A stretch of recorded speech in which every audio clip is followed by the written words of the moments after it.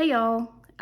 Every now and again, I like to show my face just so, especially nowadays, with the way the internet is going with AI and stuff, just to show that I'm a real person. And I don't think it's necessary to show your face. When I first started, I did not plan to ever show my face. And I think there are a lot of people who do that and it's just fine. Lately, I've been seeing more AI produced videos. And it's not even just the face, like they'll have a whole character. The face is fake, it's not a person. But even the voices on a lot, like the voiceovers on a lot of the videos, they're AI, and it's just so bizarre. And especially because a lot of the channels that have these fake people representing them, the face and the voice and/or the voice, they are very toxic, and they're spreading all kinds of like really toxic stuff. So it's just really concerning. But anyway, that was what I was thinking about when I'm like, yeah, I try to show my face every now and again. The reason I became more comfortable just in this community was because of Michelle Faulkner, who is always in almost every chat. I would see her and I participate in, I love the chats. I love the garden community. I love participating in the live chats. And she was always there and always welcoming and just a friendly face. And that definitely made me feel more comfortable in the community and more comfortable just being myself. And unfortunately, we lost Michelle Faulkner this past weekend. We celebrated her birthday last weekend, and then she passed away this weekend. And definitely a great loss to the community, a great loss to the world. This month is always a really somber month for me anyway, because this is the month that I celebrate my parents, my stepdad, my mom, their birthdays in February. This is also the month that I lost my stepdad. It's always just a really sad month anyway. So that's a huge part of why I haven't been posting much the last week. I was thinking about doing things, but I never got around to doing things just because I just wasn't in the mental state to do it. But I did do some things today, and it was kind of like I was forced to, because I discovered that my seedlings are in need of urgent care. I noticed a week ago, maybe several days ago, that there's a little bit of a white fuzz on the soil, but now it's like so much of it. So I'm gonna go ahead and treat the soil, and I'll share that with you all. So these are those plants, and as you can see, there's a little bit of a white fuzz. It looks just really bad. And this is usually something you see when there are fungus gnats, but so far there are no bugs in my house that I've seen. And I would have seen them, I would have noticed them. And there aren't any, but there is this fungus or mold, whatever this is, on the surface. And I did see in my gardener shared a video recently about starting seedlings, and he said that this was a mistake that people make using the larger containers with the larger cells. And I intentionally wanted to use those so that I could keep the plants in these for longer. But that is something you have to think about, that these stay wet longer. But right now, I actually think they need to be watered. But so I'm like really conflicted. I'm so afraid to water them for fear of this mold growing. But I don't want them to die from lack of watering. So I'm going to go ahead and put together a mix of peroxide and water. I'm not being very specific. I just want it to be majority water. So anyway, I'm making a little bit of a mess, but it's going to primarily be water, and I would guess like 15 to 1 peroxide. So 15 parts water, 1 part peroxide, or maybe 1 to 20, somewhere in there. So not very much peroxide. That's the point.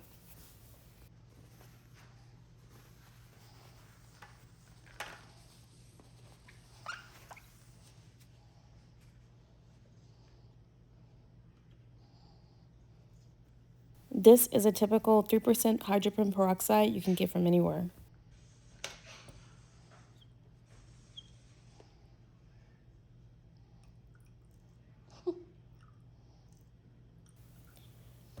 I'm using an old hydrogen peroxide spray bottle, which is the same exact brand, same percentage, but I just reused the same bottle just because the hydrogen peroxide is light sensitive.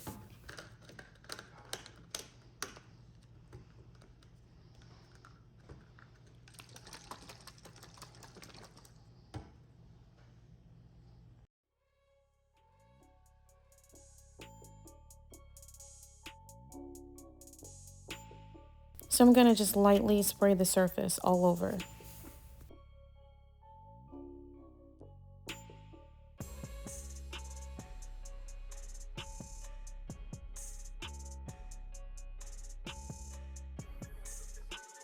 So one of the seedlings appears to be falling over and limp.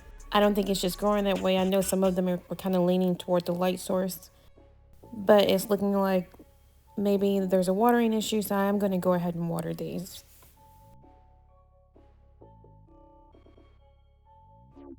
I am spraying low, trying to spray the soil directly because I don't want to spray the plants.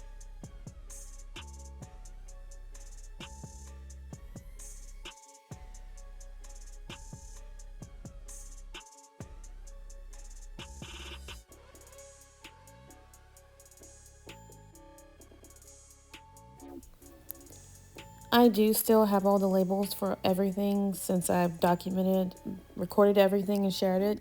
I know what everything is, but I'm waiting until I up pot them to use the labels.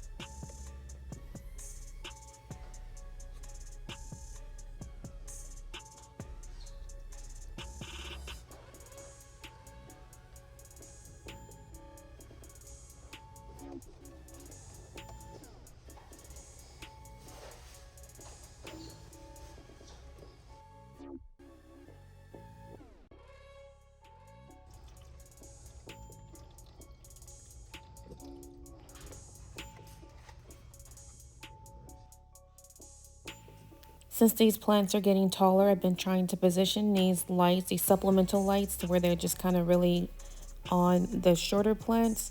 But I'll just wait to reposition them when the lights come on tomorrow. Now, my mom's and stepdad's birthday was a day apart, or is a day apart. But now we just celebrate my mom's birthday, and this is like one of the cake trays. This is one of the cake trays, and I saved it because I'm going to put some plants in it. And like, I think that's a common thing we do. We repurpose food. We repurpose containers for the garden. So I'm going to be using this for some seedlings. I'm going to use the smaller biodegradable pots from the Dollar Tree just because they're shorter, and that's mainly because the height of this cake tray isn't very tall. So I'm going to be setting that up this week, and I'll share that with you all later. All right, y'all. Thanks for watching.